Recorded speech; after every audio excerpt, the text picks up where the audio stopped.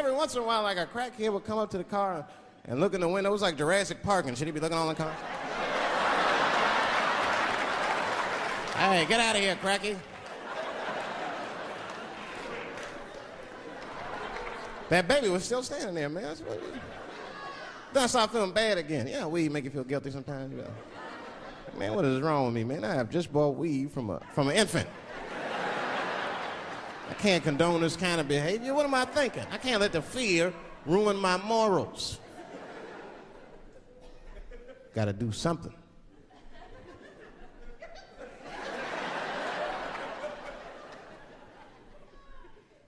Hey, baby. Stop selling weed, all right? You got your whole life ahead of you. He said, fuck you, nigga, I got kids to feed. I said, God damn.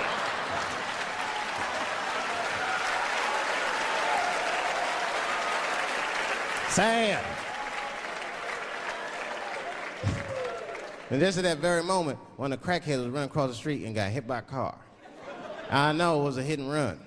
The police did it. That's all right, they sprinkled some crack on him and got back up. I almost protested the war in the beginning. Almost. Until I saw what happened to them Dixie chicks. I said, fuck that. If they'll do that to 3 white women, they will tear my black ass to pieces. I don't want to hear that shit. Yeah, man, they would. But I'm like, for real, why you care so much what the Dixie chicks say? It's not like they political scientists or nothing. They just bitches that can sing good. You know what I mean? Stop worshiping celebrities so much. Just don't listen, don't pay attention. I remember right around September 11th, Ja Rule was on MTV. That's what they said. They said, we got Ja Rule on the phone. Let's see what Ja's thoughts are on this tragedy. Who gives a fuck what Ja Rule thinks at a time like this, nigga? This is ridiculous. I don't want to dance, I'm scared to death. I want some answers that Ja Rule might not have right now. You think when bad shit happens to me, I'll be in the crib like, oh my God, this is terrible. Could somebody please find Ja Rule, get hold of this motherfucker so I can make sense of all this. Where is Ja? God, me Ja Rule.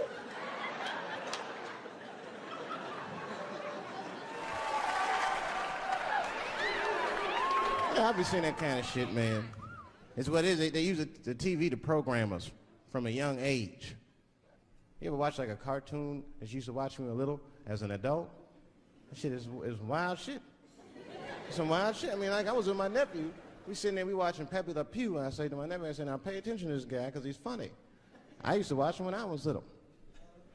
And then we watched the Pepe Le Pew, and I'm old now. I'm looking like, good God, what kind of fucking rapist is this guy? Like, take it easy, Pepe. My nephew was sitting there cracking up. Hee. See, sometimes you gotta take the pussy like Pepe. Like, no.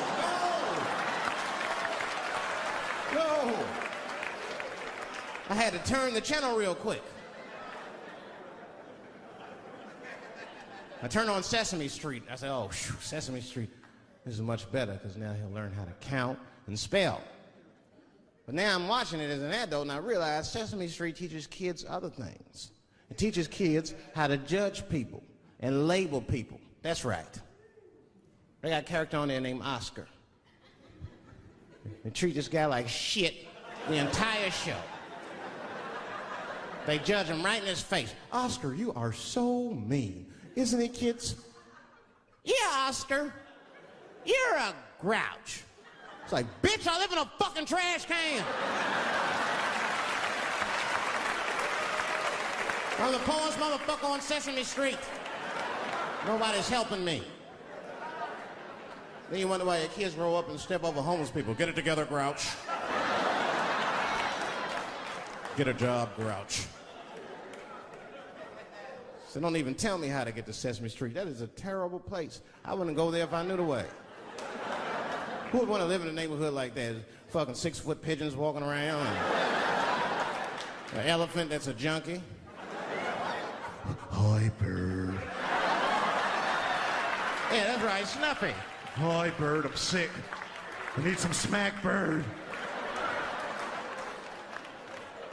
Then Cookie Monster with his eyes popping out his head, screaming, Cookie, Cookie, Cookie, like, ugh.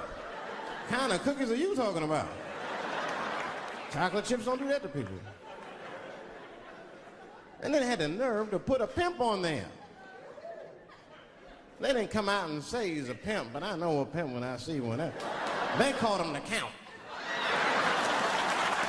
Had a cape and everything. You just see him pimping. Bitch, where is my money? You've been late 4 times, I've been counting. How many times must I smack you before you act right? 1, 2, 2 smacks.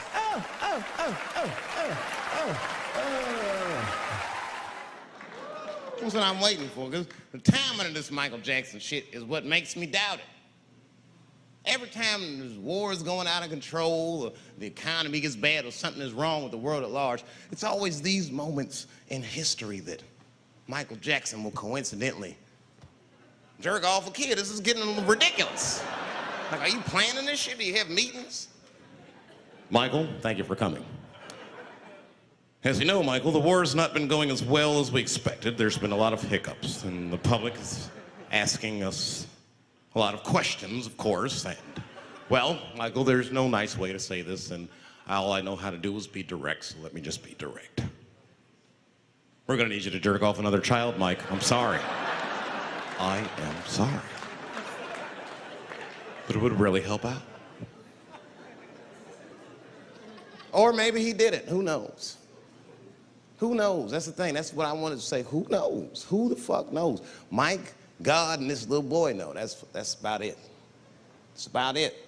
The only reason that I can even talk about this shit is because everybody is speculating. They all think he did it. And I don't think he did it. I'm alone in this. I don't think he did it. I'm not gonna say I don't think he did it. That's too strong.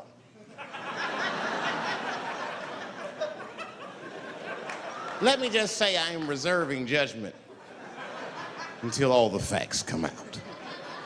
But so far from what I heard, I mean, the kid said he was dying of cancer. He was in Make-A-Wish Foundation. He claims he had 2 weeks to live, and it was his dying wish to meet Michael Jackson. Come on, man, give me a fucking break. This kid is 10 years old. He don't remember Thriller. The fuck you want to meet Michael Jackson for, honestly? I remember Thriller, and I just, like, kind of want to meet this nigga. Like, I wouldn't break an appointment to meet him. I'll put it that way. I'd have to already be free. That's ridiculous. It's like if I'm dying in 2 weeks and go, oh, mama, get me in a room with Chubby Chuckle. I wouldn't want to meet that motherfucker. My last 2 weeks. Why not Usher or somebody like this? So then the kid claims he goes to Michael's house. This is where it all gets crazy. He does everything you'd expect at Michael's house. They climbed trees and rode roller coasters and Ferris wheels. The chef made cookies, pies, and cakes. They was petting a monkey and the giraffe, sang songs, kid shit. And in the middle of all this childlike activity, for some reason, Mike pulled out some wine and some pills and sucked his kid's dick. Folks, it hurts me to say it. And the kid had the nerve to call that abuse. Motherfucker, that is a good host. God damn, what else do you want? What else do you want? I'm lucky to get a glass of grape drink at my friend's house. Let alone a roller coaster ride and my dick sucked. Mike must be confused, like I brought you in my house, I fed you, I sucked your dick, and this is how you repay me, motherfuckers? This was your wish, not mine. Thought you were dying in 2 weeks. What happened to that motherfucker? I've been in court for 1.5 years. You get stronger every time I see you.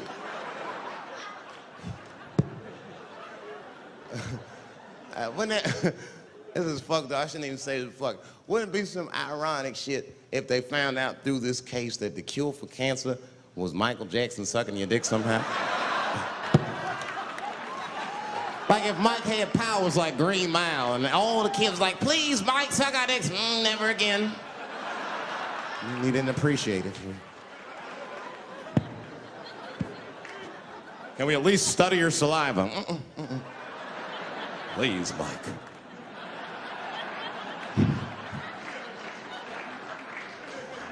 Oh, my God.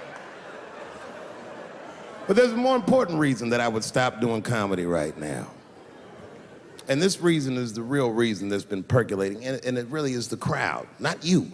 I'm talking about the crowd on the big stage. It's too hard to entertain a country whose ears are so brittle. Motherfuckers are so sensitive, the whole country is turned into bitch-ass niggas.